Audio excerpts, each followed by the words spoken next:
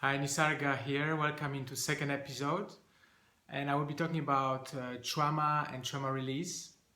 So first, I would like to ask you a question. Have you ever had some traumatic event in your life that stopped you from living your full potential right now? And what do I mean by traumatic event is any past experiences that were too overwhelming for normal coping mechanism of your body or were too invasive for your nervous system, meaning that they created sense of shock, panic or immobility. And we all have had some traumatic events in the past, and for many of us the first of our traumatic event was our childbirth. For many of us it was very intense experience. And one of the most efficient way from releasing trauma and working with trauma is to uncouple the immobility and fear of immobility that comes from past traumatic event with presence and resourcing and awareness. To make it clear, let me tell you a little story. One of my traumatic events from the past was when I was in primary school. I remember a time when teacher asked me to come in front of the class and present some subject. And it was first time in my life that I remember feeling a sense of shame, lack of self-esteem and unworthiness. And on the top of it, the class started to make fun of me. So you can only imagine my state. I got into shock, into panic, into freeze, into immobilization. I remember for many years in my high school and my university, this event particularly had a tremendous impact on me because each time I would even think of speaking publicly or presenting something publicly, I would go into panic and a sense of immobility, freeze. Later on, about 8-9 years ago, I met Giten Tonkov, and the method he created, biodynamic breath and trauma release. And this method really helped me tremendously to release a lot of trauma from my body, from my system, and understanding how traumatic event from the past really affected my life in many different levels. So biodynamic breath and trauma release works with few segments. Work with deep connected breathing, conscious movement, conscious dance, conscious touch and meditation, and trauma release exercises. And in this method, throughout the session, while you going into deep connected breathing, there are 4 major steps that help us to unlock traumatic event and live more potential in our life, live more energy that floods through our body, through that release. So the person who is going into the session, first of all, we support the person to go into scanning the body, bringing awareness into bodily sensations. That's basically a tool that helps person to come into the present moment, into their body.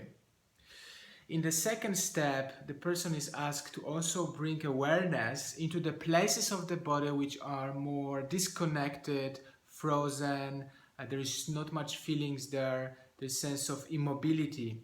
And this is coming from the traumatic event from the past, when the person was in the event, went into the state of shock, panic, and the body froze. Now the third step, we support a person to uncouple the fear from immobility that comes from that event with presence, resourcing, and awareness. And in the fourth step, we are supporting person to slow down the experience, to be more present, to bring more resourcing, and to be more aware of this experience. So it's not overwhelming from the nervous system, but it supports that person to consciously attached to this experience and release from their body the traumatic event, not only psychologically but also physically, that tremendous amount of energy that is stuck in their body. So in my case, the trauma appeared around my throat and around my upper chest. For many years I had a problem with speaking. I had a blockage in my throat, and I had a problem with deep breath because this belt around the neck and shoulders was in state of immobility. So only after releasing that trauma I was able to uncouple the fear of immobility that was coming from that past event and be able to speak, to share, and to have opened up that part of my body. Now, to understand a little bit better why these 4 steps are so effective in trauma healing, let me tell you a little about anatomy of trauma. Let's presume you are facing some very intense and challenging situation in your life. What happened to you that your sympathetic nervous system goes into something called flight or fight. It's automatic response from your body to go into state of alertness, hyperactivity, so you are ready to face this event, this challenging situation, either with fight or with flight, with run away.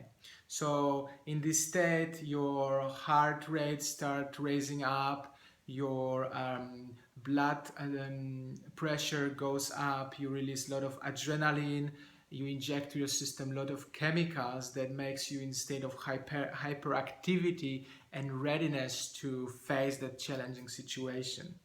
So your body there's a lot of activity, hyperactivity, and readiness to face it.